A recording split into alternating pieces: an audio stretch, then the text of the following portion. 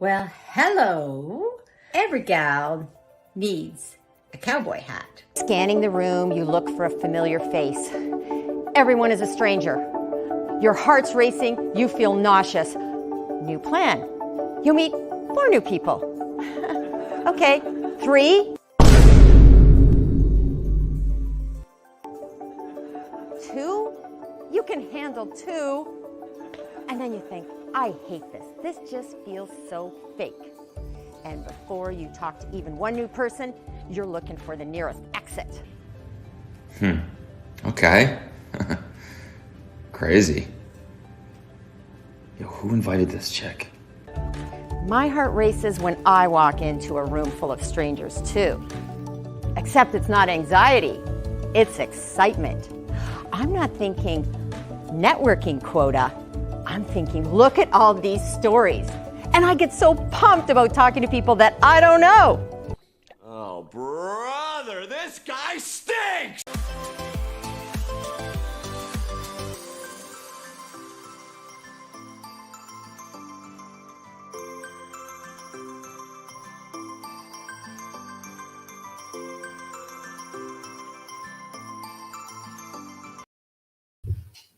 Well, hello, everybody. Welcome. My name is Gail Robertson, and I'm Chief Curiosity Officer with GailNow, and I have a special guest before our special guest. I am cat sitting right now. So this guy decided to make his grand entrance. Do you want to say hello? You've now made it on my show. There we go. I'm going to put him down. He's very friendly. So he decided to, I guess he decided to show up. And that's what we're going to be talking about today, showing up and telling stories.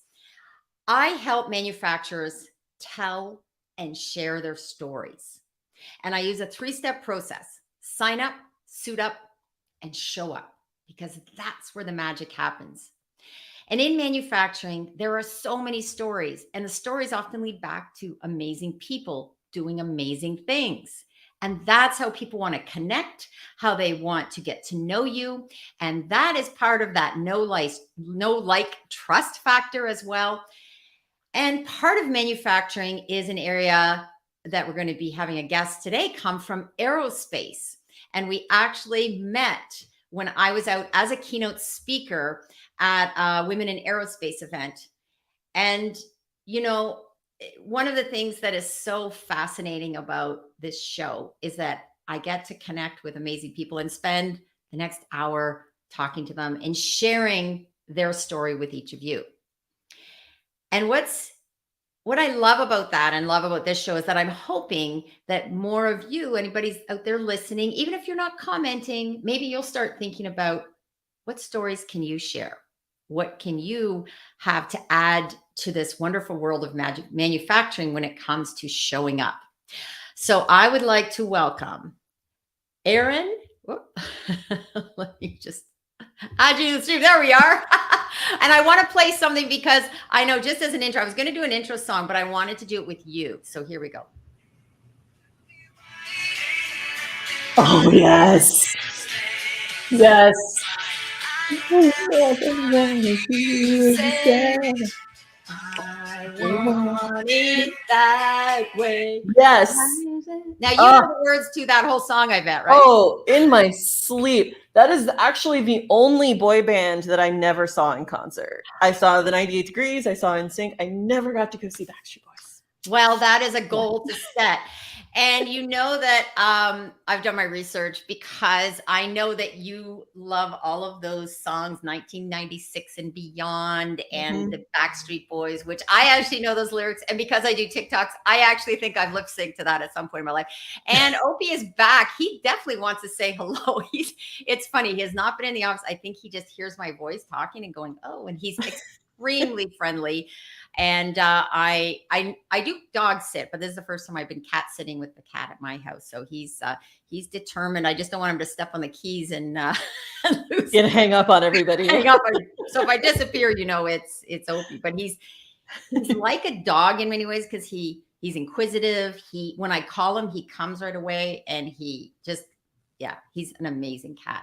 I'd like to, first of all, I want to welcome our studio audience. We have people starting to gather. We have Grace Donovan, who said, hello, kitty. So hello, Grace. I don't know if you know Grace. Do you know Grace? I do know Grace. Yes. Hello, Grace. Fellow cat person. And we have Valerie. I don't know if you know Valerie Roberts. If you don't, you two definitely need to meet up. I think there's going to be, I'll be saying this quite a few times. So basically, if you don't know anybody showing up in here, please connect with them, because I think there's so much opportunity. And then, of course, we have Inger here saying good afternoon. Looking forward to this conversation. Oh, and the next person, you must meet Katie. Katie is the manufacturing hype girl, and she is a dynamo. She loves bringing fun. I tell you, if I was going to load up a panel of fun women and amazing women in manufacturing, I can already see the gathering, the people coming in today. So yes, add me on LinkedIn. Everybody add me on LinkedIn. Yes. Kind of networking. Yeah. And Erin, we were just talking before, and like, we have not really talked since I gave my talk, and yet I feel like we know each other. 100%. I met you once in person. We had several brief chats that day. I connected with you so quickly.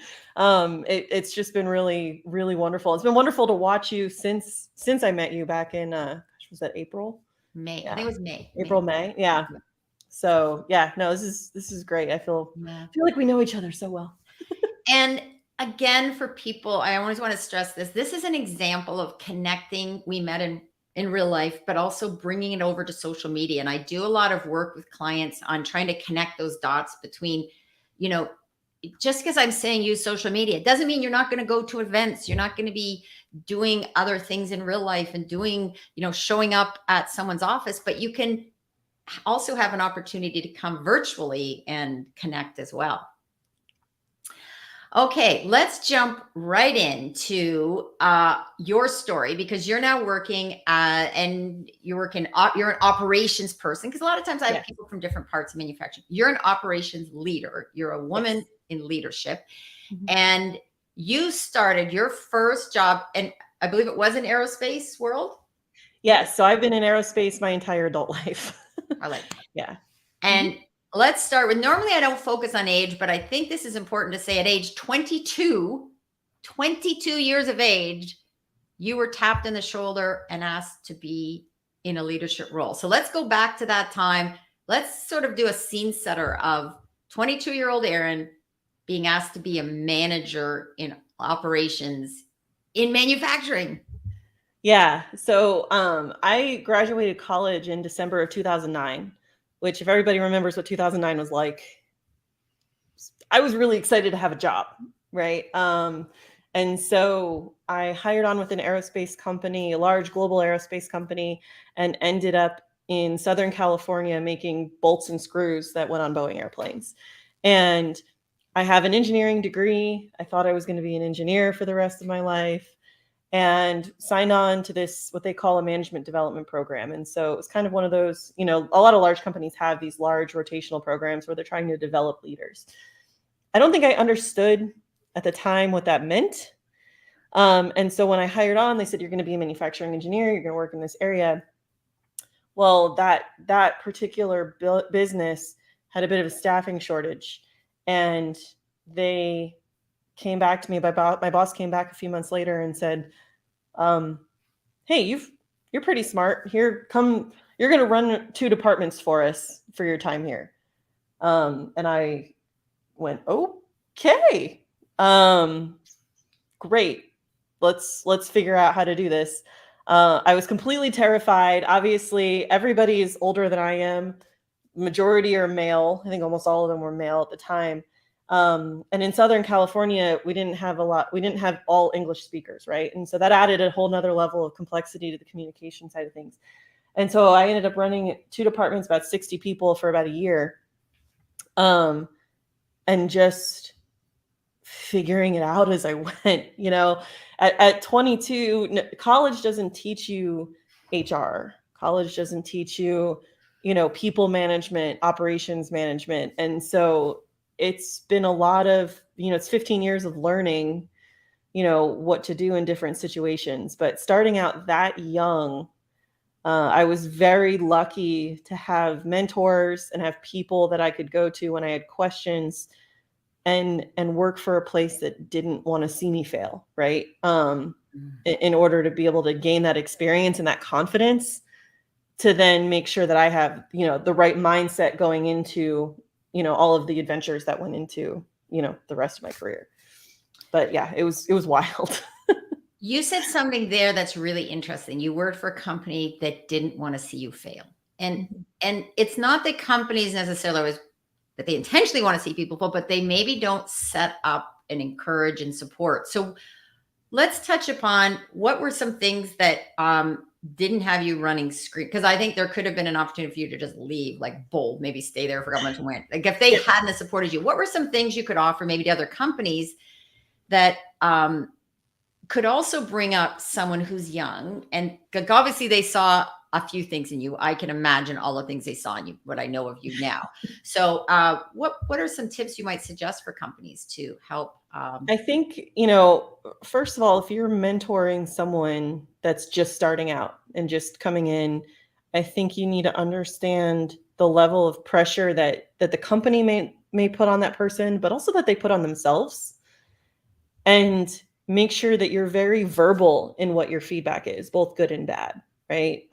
This is something you need to work on, but by the way, you're doing a really great job, and making sure that there's a lot of positive feedback, especially with someone that's just starting out, because that's when your confidence either gets built or gets torn down. And so making sure that if you are a person that, as a boss or as a mentor to somebody that is up and coming or growing or has that potential and you see it, it's very important to be careful on making sure that you're giving that feedback in a really constructive way. And it also helps to have a really, really good HR manager. Honestly, I leaned on that woman for that whole year I was there. And, if I needed a moment where I needed to shut the door and just lose my mind on, something crazy that happened in the shop that day, I had a safe space to do that. And whether it's in HR or it's a coworker or someone else that isn't your boss, because I think your boss is someone that, you need to work with on a different kind of relationship. There needs to be somebody that you can go vent to just for the sake of getting it out so that you can go back and tackle the next thing on your list. And that for me, luckily, was the HR manager, because I also learned a lot from her just on policy and people management. And it really made a huge difference, because there were definitely days that I was frustrated. And there were definitely days that if I didn't have an outlet or didn't have somebody to go kind of bounce things off of, that my future may have been different. So I think that's a huge portion of it. And it's definitely, having an organizational structure that allows for young people to come in and learn, right? And not expect perfection right away.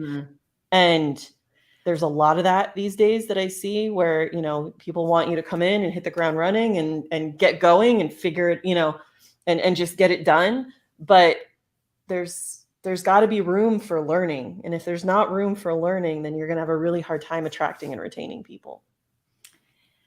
That is so important, what you just said. There has to be room for learning. When I look back on things like, and I know you've experienced this, you go back and look at what you did in those early days, right? Like there's going to be fumbles, there's going to be fails, there's going to be stumbling. And I think sometimes what happens is, people forget what it was like when they first started. We don't know everything until, well, we never know everything. Right. And that's part of that, what I say, like signing up, you had the right mindset, but the suiting up is it evolves over time, right? You have to learn, fail, learn, fail, learn.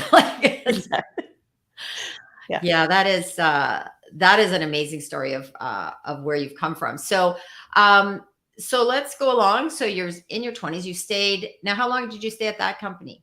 7 years. Okay. Wow. Yeah. They must have been, that is. Yeah.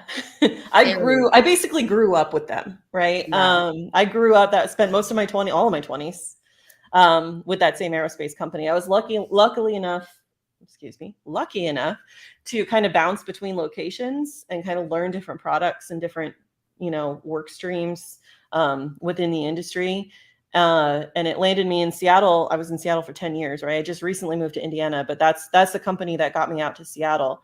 And I was with them for 7 years, kind of just growing and progressing and learning. And again, it's when you have the ability to learn and grow and have visibility to the leadership of the organization, it really helps attract and retain talent for sure. Wow. That is really helpful because I've had a little bit of focus. I mean, I come from a marketing and I work on strategy with companies, but one of the things that when I said about marketing is that it's important that it's not just about selling, it's also about recruiting and retaining and staying connected with what's happening in operations.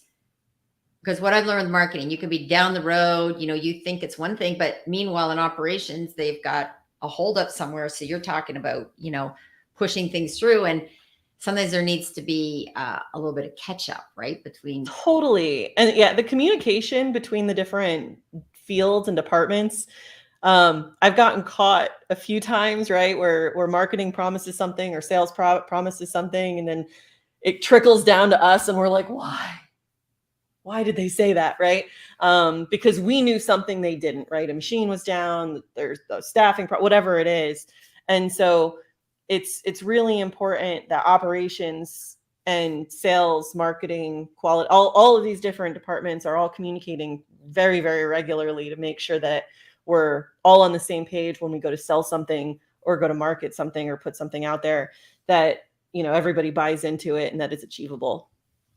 Yeah, that is very helpful. And because I've come from such a varied past, I mean, I was a journalist, but then I was in insurance, but also it was the tech part of it as well. I worked for a company that created, when you go get your insurance quotes, they built that, the software and everything behind the scenes. So when you get a quote, instead of back in the day, they used to pull out binders, and then the company that I had done work with actually created software. So that was fascinating when you learn that about how technology can, now it seems like, of course, you're going to go online and get your quote or go in an office. There's nobody waiting to pull out a binder, right? Like it seems now crazy. Imagine pulling out a binder to get a quote.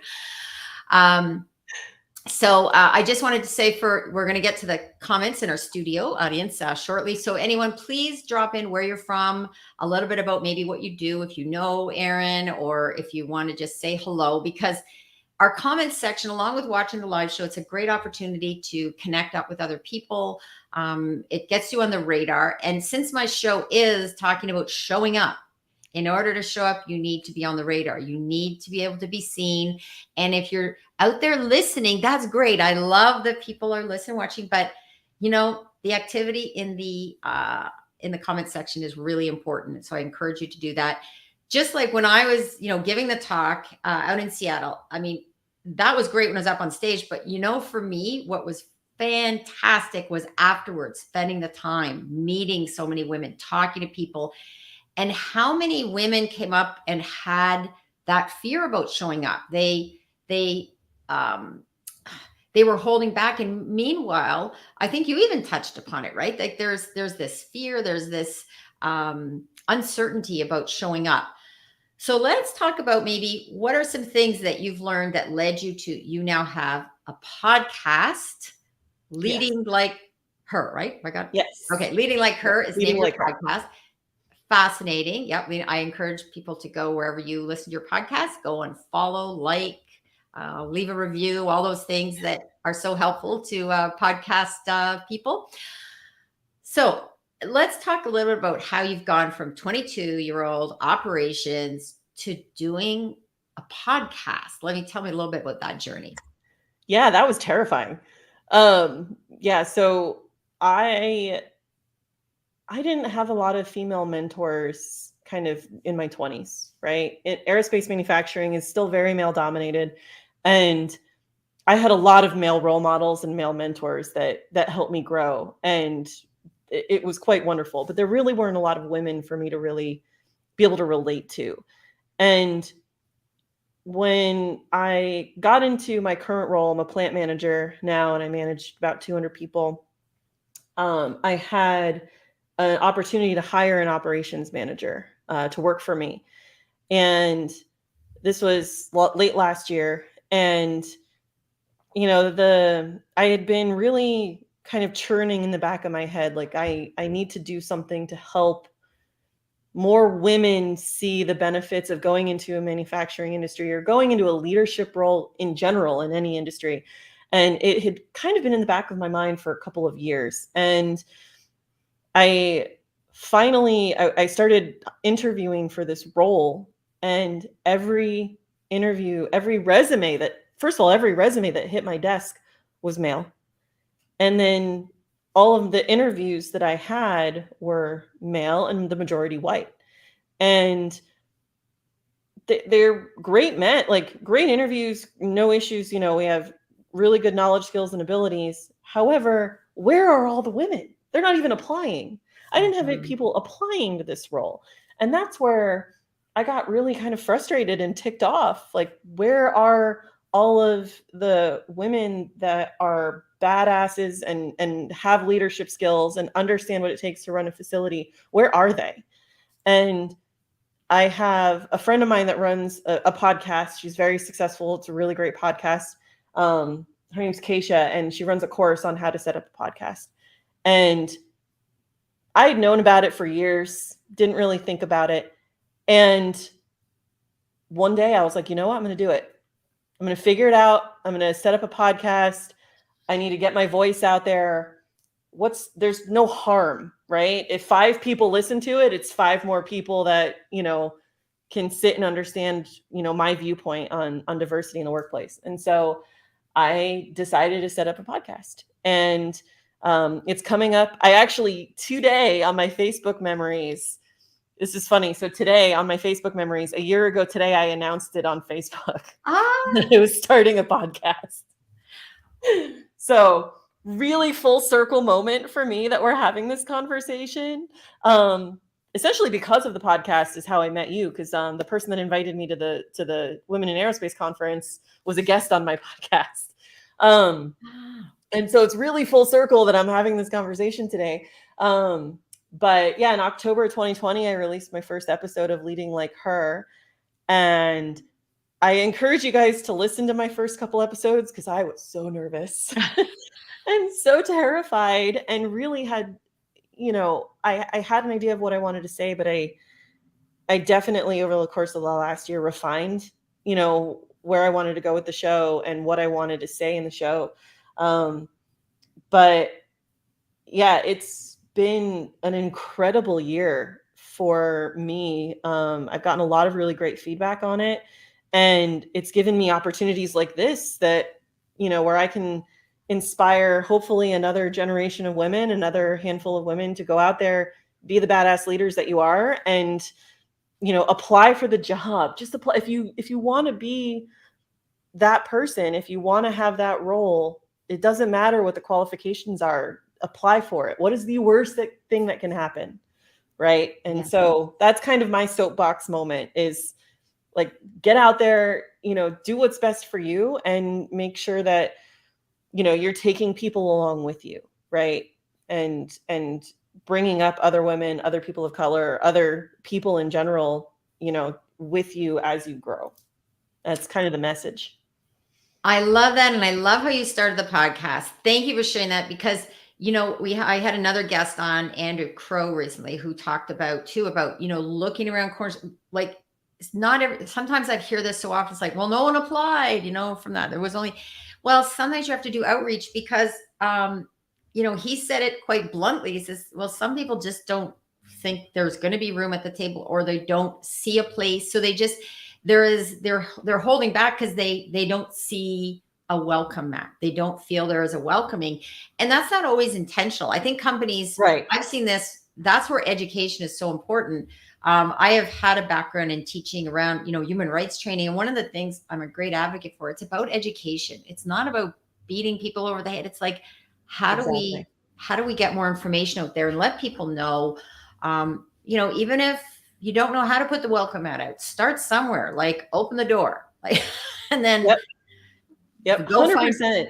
100%. And it's, it's been really interesting to me this year when, I get feedback. I have a couple episodes on negotiating salaries and interviewing for jobs and what to look out for, and a couple like just job skill, like hard skill straight episodes. Mhm. And I've gotten so much feedback on like, oh my gosh, I didn't know I could do that. I didn't know I could ask for that. I didn't know that you could negotiate vacation time. I didn't know that you could do those things.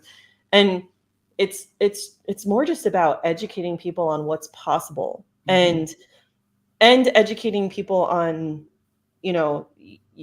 the discrimination, or not even discrimination, just your mindset may not be intentional, and the environment that you're creating may be aware of it, right? And be able to improve upon it, just little chunks at a time, to make sure that every environment that you create is inclusive. And I love being in a room full of women in aerospace. I love being in a room full of women doing wonderful things. And the show has just made that much more possible for me. And it's funny because I went from very few women that I knew in the industry to now knowing, 3-4 times as many in this last year. And it just makes my heart so happy. I love that. And I want to just stress again that, for anybody listening, the importance of that, the networking and connecting, and the piece of the puzzle. Like you said, you met a woman from your podcast. She invited you. I was invited or had my name put forward through a woman I met through an ERP group that I was part of. And I didn't even know what the heck ERP for the longest. I still sometimes struggle with what, but when you, and that's where the showing up is important, but also to go back, the signing up, the mindset. And whenever I work with clients, I always say, do they want this? Like, is it something they're going to be open to? Suiting up is the biggest piece of the puzzle, because you really have to do the research. You need to get yourself ready. And I know in your podcast, you talk about, preparing for an interview.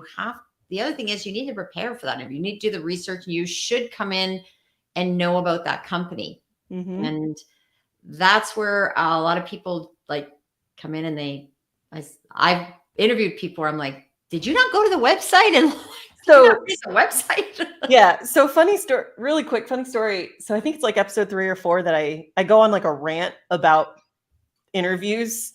And because that week, whatever I recorded that episode, whatever that week was, I had done like 3 or 4 different interviews for a job I was hiring for, and people just failed, like straight up just failed. And I got really angry. So I went home and recorded an episode about it, because it's not even, look at the website, know the company you're working for, but also there's like standard interview questions that almost any hiring manager is going to ask you, right? What are your strengths? What are your weaknesses? Name me some projects that you've worked on. What have you learned? Name a failure that you've had to learn from, and what would you do differently? These are all things that are pretty standard interview questions. And the amount of times that I have asked them in an interview and the interviewee wasn't prepared, or didn't have a good answer, or deflected to try and sell themselves on something else, is so common, and it drives me crazy. And so when you talk about like suiting up and just making sure that you are really good to go, and yourself, and you really spend some time going, what are my strengths? What are my weakness? Is not that I work too hard. My weakness is not that I'm like, right? Like, it may be like that may be the case, but that's not what they want to hear. Right. Like, they want to hear like something really developmental, right? Like I struggle with time management, but these are the things that I'm doing to make sure that I improve on time management, right? That kind of stuff. And it drives me absolutely crazy when there's things that you can do that don't take a whole lot of time that will make such a difference in your personal and professional life if you just spend those few minutes doing it. And making sure that, you're really excited, you're good to go, and you feel really good about what it is you're interviewing for, you're preparing for, you're getting ready for, that it feels good in your gut, and that you're not forcing something that you're going to regret later. Because I've seen that also happen, and it's really tough to watch. Yes, preparation. And I think, that applies to so many areas of life, the suiting up. And obviously I talk about curiosity and being curious and asking why. I know you've talked about that too, is that you sometimes people get frustrated with staff sometimes, but sometimes they just need to know why. Why, if you tell them the why. And I learned as a parent of a Gen Z, one of the things that, well, a couple of things, not necessarily, see, with him, it's not so much the why, it's that give him the jobs and let him figure out the timing to do it over the course. If he says, okay, if I need this done today, don't say do it now. Say, I need this done by the end of the day today, and leave it with him and walk away, and don't like hover, right? And I know that's not always what can happen in workplaces, but I think it is important to understand, research your different staff, and that not everybody may do the work like you do. Yeah, that's my biggest struggle. That's something I work on a lot too, is, if it's done, it's great that it's done. It doesn't have to always be done my way. Right. So that's a great point. Yeah. I think I was a manager for 11 years. And one of the things that was the biggest lesson, when I was I was visualizing the type of job I wanted. And I said everything positive, except I said, but I don't want to manage people. And then a big part of my job was managing people. It's also has put me in the best position now to do so many things in life, because when you manage staff, you learn, don't have to, but in order to have success, you need to really do a lot of listening, and you have to adapt. And I remember one time working with a designer, and I said, and it's the words we use too. So I said, can you design this? It was in a classic way. Well, my idea of classic and this person's idea of classic. So I was like, no, this is what I was looking for. Well, we had different images in our mind of what classic. So that's where it's important. I couldn't be frustrated about it, because what I see as classic and what this person has classic, different. Yep. And that's where giving directions and instructions is very difficult, because some people get it and some people nope. 100%. Communication is different with every single person that I talk to. And it's very difficult to kind of get a feel for your own management style when you really have to manage people on an individual basis. And I love what you said about listening, because sometimes, again, as a plant manager, I'm responsible for the costs, the spend, the productivity, and the morale of the entire facility. And so it's really hard when I'm getting feedback from the top, and then I'm also getting feedback from the folks that work for me, and being able to compile that and make sure that I am making the right choices and the right communication for everybody that's involved. And you really need to sit and think about your words sometimes, and make sure that what you're saying is actually being kind of comprehended by the folks that you're communicating that to. I am from New Jersey originally. I generally tend to be very direct. That doesn't always work for everybody, right? And I have had to learn, in California, Seattle, and now Indiana, what the different cultures are like, to make sure that I am leading with the right communication and the right style to make sure that people will follow me. And, and that's an everyday challenge. That's not something that's ever going to go away. And so for anybody that's looking for leadership roles, and anybody that's in that kind of track, that's not something that ever goes away. You're never done learning about leading, right? Never done learning. That is, I think that is a key part of life, in terms of, even I'm very much a believer. I just posted something on my Facebook, it's, you don't grow old by, age, it's by how you start thinking. It's like when you start thinking old, and if you say I'm old, then you'll be old. But if you keep up with things, and I tell you, Opie is determined. I think he wants to make another star attraction. So we're going to bring him on again. Okay. Say hello. There we go. Say hello, Opie. Hello. Okay. We got it. There you go. You've had your moment of fame. He's like a dog. I swear. He does not want to give up. He's like, okay, I'm going to, and he jumped up, circled around okay. This is a good time to go to our studio audience. We're going to go back and see some of the comments. We have some great comments here today. So, let me just see here. I think I'll go back and, let's see, where did we leave off here? We have, now here's someone we both know. Lisa Charles is in the house. Hi, Lisa. Yes, we are carrying on the conversation, even though we haven't had direct, just through touch points, online podcasts, things like that. Great to see you. Welcome, Lisa. We have, oh yeah. And Anger said, wow, 22, that's so young. Good for you, for sure. Grace has popped in. Oh, and Shoaib. Now, Shoaib, hello. He calls you brave lady. Shoaib, I've known forever. They have, him and his wife have 2 sons that are in, I think they're both in pharmacy. So hello, Shoaib, welcome. So he's been in Canada and the States. I don't know where he's landed right now. So Shoaib, you'll have to update us. And yes, for sure, you're dropping some bombs today. Yes. And we have that. Lisa said, I'm a fellow Jersey Girl too, and your podcast is great. Agreed. Oh, thank you. Thanks, Lisa.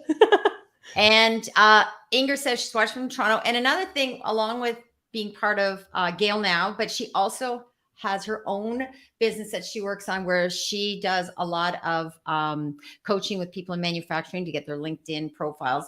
A little sidebar here. Often what happens in manufacturing in particular, this happens in other areas, people are not utilizing LinkedIn to the degree that they can use it. And it's such a great platform. So many opportunities, and the bar is set so low that, if you get in and start with some consistency. And the good thing what Inger's doing, a lot of times I've noticed people when they're doing LinkedIn coaching is they jump like they're 10 steps down the road, and you have to start with basics and get the foundation built. So Inger is very good about getting that foundation built. Oh, and here is what Grace said. This is a wonderful, beautiful comment. Thank you, Grace. She said, I'm so glad I showed up today. I logged in just at the right time. I'm based out of Detroit. Hey, Grace, I'm going to wave to you because I'm just across the border here in Windsor. We're like neighbors, and work with a tech company supporting manufacturers, connect the top floor with the shop floor in order to produce more. Oh, can we have a high five for that? I like that. Connect the top floor with the shop floor. Eager to connect with others in the audience, and I'm always excited to listen and learn from Erin. Yes. Thank you, Grace, for, and I don't know if we are connected. If we're not, we'll have to connect because we are neighbors, which is very cool. It's people can never realize or believe that I'm that close to downtown Detroit. Like it's really close. In fact, someone says, that you could hit a golf ball from one side of the Detroit River to the other. So Anger saying, yes, we need more diversity, and diversity on so many levels. Again, I'm going to do a little plug here. That's what Andrew, when he was on here, talked about diversity and looking at, getting into, even this came up at the conference in Seattle, which was looking at people with disabilities. And also they have like a 75% unemployment rate. Like, lots of opportunity. Great example of the growth mindset. Yes, we talked about that. Having the right mindset, if you have the right mindset, everything else can really come so much easier, because once you have the right mindset, you can find other people to help lift you up as well. Inger says, congratulations. Yes. Happy anniversary. And I want to take this little time break to say happy birthday to you early, because your birthday's coming up. Oh, thank you. I was going to bring a cake, but I'm making an ice cream cake for my son. I can, it's not quite ready yet, but oh, thanks. Thank you so much, Gil. Oh, yeah. Well, I love birthdays. Birthdays are like my favorite. So when I found it, I think it's on the 10th. So that's Saturday. Mm-hmm. Oh, Saturday night. Yeah. Party in Indianapolis. Yeah. In my bed with my ice cream cake, watching, I don't know, something on HBO probably. How far is it? How long will it take me to get there? I know, right? No, my sister's coming up to visit. So okay. I'm excited. All right. Gotta have Thank you. And so and it said, isn't it crazy how much you've grown over the last year? That is amazing too. Wild. I love, like, I just can't believe there were a lot of tough moments this year, and this show and the networking that I've been able to do has just been such a bright light. And I've made so many new friends and new connections, and it's unbelievable. So yeah, thank you. Well, and Valerie said, now I need to binge all of your podcasts. Yes, Valerie, you will have to, because that's what I started doing. I've been listening, and there's such a variety and really good insights, like a lot of action items as well as some venting items. But, we learn it's what I really enjoyed about it was that, it's a natural flow to it, and you're being real. It's not like this script that it comes across as really informative and insightful. So And I like, yep, we must prepare always for sure. And Katie says, be a learn it all. Oh, I love that. I love that too. I may steal that. Katie, if you're okay with it, I think I may steal that. I think a few of us might need to steal that one. Be a learn it all. Oh, Katie is one of my treasured connections. We haven't met in person. Although we've had a few video calls, and she's hilarious. She has so many stories. So, and she said, "What, Grace, that was amazing." Okay, connecting and bright light. I love that. All right. Okay, so thank you. And if anyone else is listening, please drop a hello in the comments and where you're from and a little bit about, because what I just did there was intentional to sort of let other people know who's in the conversation and who you need to connect with. And I can't stress enough the power in just dropping a comment, saying hello. You do not know right now who's out there that will be going, oh my goodness, that person does that. That's exactly what I need. So don't be shy. Please drop something in the comments. And I know sometimes I have people, I call them lurkers, that are out there. So I hope if they're not ready yet, that they will soon be ready to drop a hello in and make their presence known. Take the plunge. So the other thing you've talked about is, being a millennial, and obviously we played the Backstreet Boys, and you love all the music from that era. And, a lot of times we categorize people, or we like to categorize people. And yet I look at much like, yes, there's differences and variations, just like in age, an older employee, a younger employee, a middle range employee. But we talked a bit about this, about the idea of growth. So why don't you talk a little bit about maybe, for a while there, everybody was doing, I think, sessions on how to work with millennials, and now it's how to work with. Why don't you give your thoughts on that? Yeah. So I'm a little bit of an older millennial. So I'm about to be 36 on Saturday. And so I've been, I remember life before the internet, a little bit of life before the internet. I think my mom got me a computer, I think 12, 13 years old, something like that. But sorry, you're echoing a little bit, Gail. Am I echoing now? Either that or maybe it's okay. Am I still echoing? Oh, nope. Okay. Nope. Maybe I just moved my microphone closer. Maybe that's it. Okay. But so for me, being a millennial, so to speak, there's a lot of stereotypes about being a millennial. I've heard millennials are lazy, they're entitled, they don't want to work, they don't want to show up, things like that. And it's interesting to me because I think every generation feels that way about the generation after them. And, if you go back to boomers thinking Gen X is like that, now Gen X thinks we're like that. Quite frankly, I'm like looking at the Gen Zers going like, come on, guys, you're making money off TikTok. Like, what are you doing? Right. And I think every generation just wants to think that they work harder. Right. And what I find interesting about the millennial generation is we've had a really interesting kind of slice of time where we've kind of grown up with the internet. And I think that makes us really valuable in the workplace right now. But I also think it gives us a really interesting perspective on the generation before us and the generation after us. We're kind of this sandwiched group of folks where, I don't want to work 12 hours a day, 7 days a week.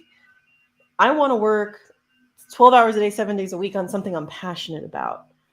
And I want to work for a company that will support, work-life balance, where maybe other generations ahead of us didn't necessarily have that same value, like from a corporate perspective, where now I think that's becoming more and more popular, definitely after this pandemic. But I think it was kind of coming on, especially as Gen Z started kind of entering the workforce of, I don't want to work a 9-to-5 office job for $50,000 a year. Like that's not something that I think everybody is interested in anymore. And I think as someone that, saw her parents work those 9 to 5s and see kind of what that did to the family dynamic, and then seeing what the work environment is now and how dynamic it really is, and that you can really make money doing anything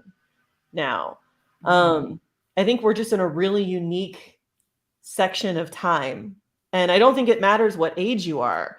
I mean, I look at, folks that, are on TikTok and on, Instagram and all of that at all ages, working to be influencers, working to market their own products, working to get speaking engagements, all of that. And I don't think that it's, a millennial quality to, want to do something that we love and that we're really excited about doing. I think just each generation is kind of pigeonholed and generalized the whole generation after them, just because there's, it's easy. It's easy to do. But we're the largest generation in the workforce right now. And so, I think we've got a lot of power and a lot of influence over what the next, 20 years of work look like. And that's a lot of responsibility. So I hope we take it very seriously. And I agree with you. I think it's, it's like stereotypes, right? There's some elements, but you can really get into problems when you just say all millennials are like this, all Gen Eds are like this, all baby boomers, I've even said to my son, sometimes I say, okay, boomer, because that joke is right. When I say it to my son, when he calls me instead of texting me, I'm like, okay, boomer, like you have to call me. Like who calls and leaves a voice? What? Like, because there used to be like one last person that when I'm going, okay, can you send me a text? Because don't make me go into my phone and listen to messages. Right. Oh my God, voicemail's the worst. I know.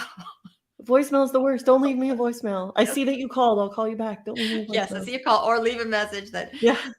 So it's, and that isn't an age thing necessarily. And, I've often said this, my son says, I'm more Gen Z than he is. And he said this about me because, I'm more active and more engaged. And that's because I've had this idea of that, even when I decided to go on TikTok and, was teased about it, but I wanted to learn and understand the platform because that's what I do in terms of working with clients. I want to understand all platforms. And so I spend time on each of them.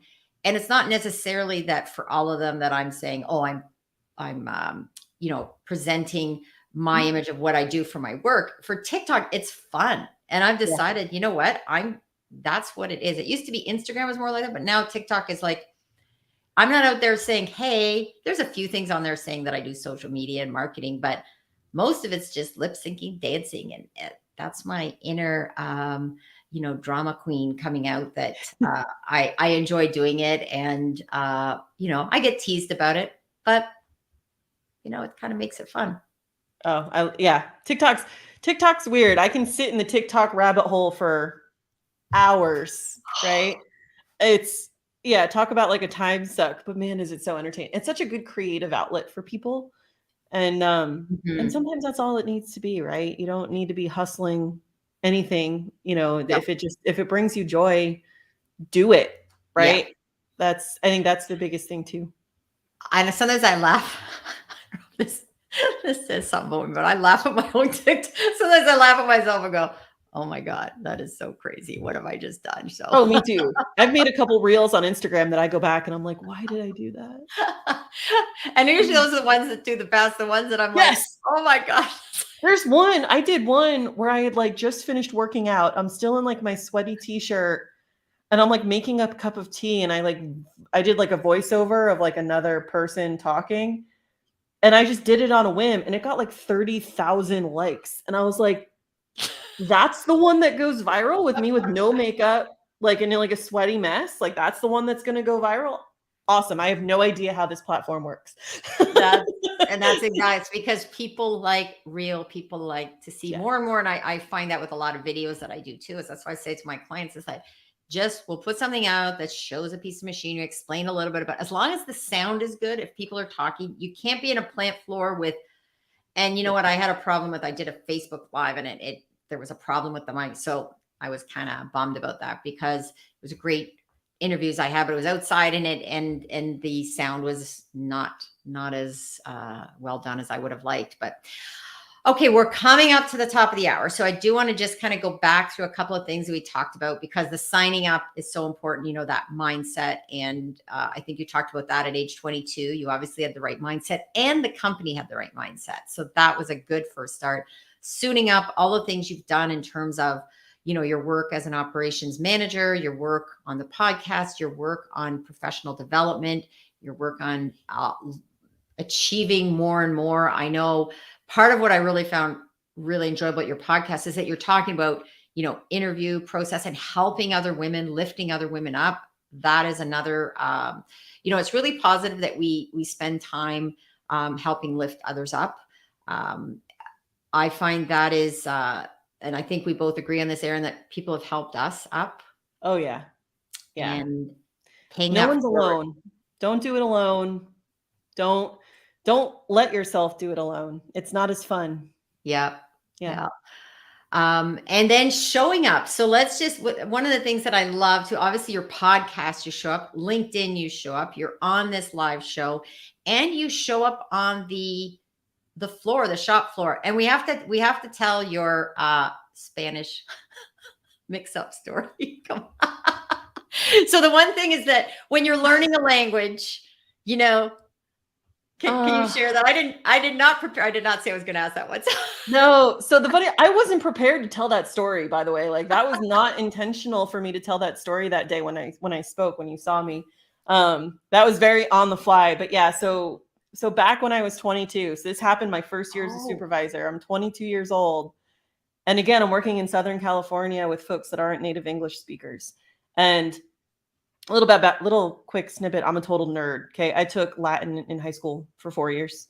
And then I also took some Spanish because I was an overachiever. And so took some Spanish in college. And so I kind of knew root words, but wasn't really sure on conjugating and future and past tense, things like that. So I get to Southern California, and it's middle of July, and it's really, really hot outside.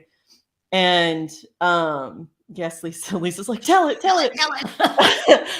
And it's really hot outside, and we had some heat treat furnaces inside. So it's like, if it's 100 degrees outside, it's 110, 120 degrees inside, right? It's not air conditioned. It's really, really hot. And I had been getting pretty good with my Spanish with my folks, right? Just directing them, telling them what to do during the day, and just kind of getting to know the language. And so one day I turned to my second shift supervisor, and I thought I was saying, I'm hot, right? It's so hot outside. I'm sweaty. I'm gross. This kind of I'm not feeling my best. I'm really, really hot. So I turned to Jose and I go, Jose, estoy caliente.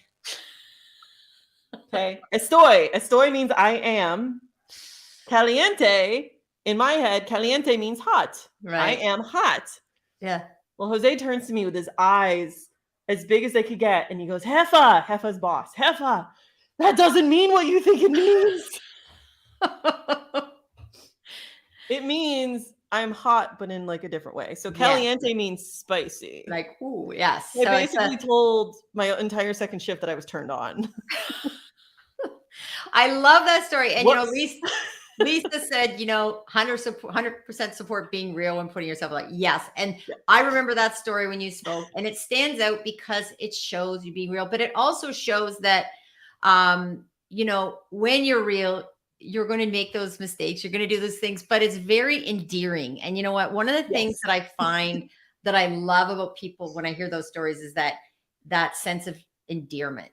It brings, and that I always think when you're trying a new language, good for you, because that's going out on a limb, because you're going to make mistakes. And I mean, in other languages, you mix. It's like when we hear someone say something in English, you're like, oh, I don't think that's what you meant to say. Yeah. Oh, 100%. And it definitely brought us closer together, right? Yes. It was legendary. Years later, I went back to visit, and they were like, remember that time? Everybody, it was really funny, but it's you've got to be able to laugh at yourself. You've got to be able to not take yourself so seriously that you can admit to making a mistake and learning from it, right? I will never forget. Tengo color, by the way. That's how you say I am hot. And I will never forget that. It's tengo color. So tango is I have, and color is heat. So I have heat, I'm hot. I would have said muy caliente. Yeah, right? Mucho caliente. So Yeah, so that was my oh crap. What did I Oh, just say? Erin, I love it. I love that we got to spend this time together. And before we're up, I do want to ask, how do you exercise your curious mind? Yeah, so I am currently listening to a podcast right now called Girls That Invest. And I actually have her book right here. I'm reading it right now. But this goes back to leading and leadership, right? And not only do you need to manage people, but you also have to manage your money. And there's so much of so much resistance and so much of a wall, I think, between women and their money sometimes. And now that I'm living alone, I'm by myself, I'm fully in control of my financials. I want to make sure that I am preparing myself for any emergencies down the road. And so that's been my latest thing, is a lot of YouTube investments. Definitely listening to Girls That Invest. It's a great podcast. These two girls are from New Zealand. They're awesome. They're in their 20s and they're kind of learning along with us and making mistakes with us and telling, they have Bad Money Mondays where they talk about a decision that they would have made differently with their money had they known better, things like that. And so it's the kick that I've been on recently, is making sure that my money is working for me, and that I can then hopefully on the show educate other people or bring people on the show on leading like her that can help mentor people on how to manage their money. So, and that's part of that 360, right? Making sure that we take care of ourselves as well as others. And a lot of women can go down that lane of worrying about everybody else and not taking care of themselves. And it's so important. So, Erin, thank you. This was an amazing show. So much to learn. And I know there'll probably be some new listeners coming over to your podcast, which is great. And I want to thank you for your time and sharing some of your stories, because I know we can all learn from those and we can learn to laugh at ourselves and have fun as well. Thank you. Thank you so much for having me on. This was so great. I love, like I said, I love listening to you and hearing from you. And I follow all of your different posts on LinkedIn, and it's a wonderful connection. And yeah, we'll be talking again. We'll be talking again. So I'll meet you in the green room in just a few minutes. Okay. I'm just going to sign off, and then we'll, let me just, okay. So I'll see you shortly. See ya. Well, thanks everyone for coming out today. I know we had some comments. We didn't get to all of them, but I will try to touch base with, I think we had Carol here from Toronto. So welcome, Carol. Thank you for, now it just says LinkedIn user, so I'm not sure, but if you send a connection to me, I'd love to connect with you and yeah, know who you are, because I don't know. We're probably not connected. And then we have some back and forth. Thank you, Inger. Thank you, Katie. Thank you for everybody and Lisa for stopping by. It's always good to see those people from our past. And yes, Lisa, we met, as you know, back when I was doing a keynote talk talking about going beyond all limits. And part of that keynote talk was encouraging everyone, in particular women, although there were men at that event as well. And it was amazing how many did come up to me and say, they appreciated hearing that message that we all need to learn, that we need to sometimes step outside that comfort zone. We need to embrace that, once, even if you're not properly suited up, that you show up. So thank you, everyone. If you would like to reach out to me, please send me a message here on LinkedIn. You can find some of the fun Gail. You can see that other side of me, the drama side of my life, on TikTok. I'm also on Instagram as GailNow1, and on Twitter. I'm quite active on Twitter as GailNow. My website is GailNow.com. And please go over and subscribe to my channel on YouTube. If you want to keep up, I'm going to be starting to do some other new things possibly on YouTube. So you'll want to stay connected there. And remember how important it is to sign up, suit up, and show up. And I want to thank my clients in manufacturing for also agreeing to sign up and have the right mindset to work on being able to suit up and show up. Okay, thanks everyone. I will see you next week.